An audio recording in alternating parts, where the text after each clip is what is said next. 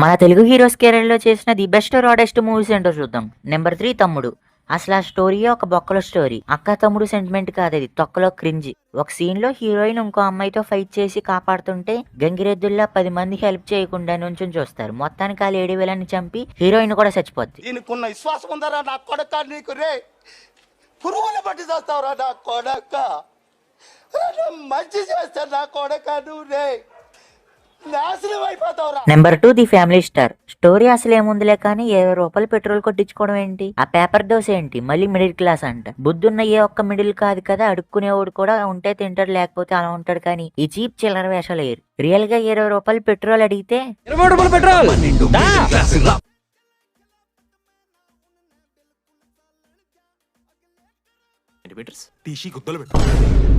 Number 1 matka. First look చూసినప్పుడే నాకు అర్థమైపోయింది ఇది సల్లు తాత గుట్కా యాడ్ కన్నా దారుణంగా ఉంటదని. ఇంక థియేటర్లో 110 రూపాయలు టికెట్ కొని చూసినోడు పరిస్థితి ఏంటో.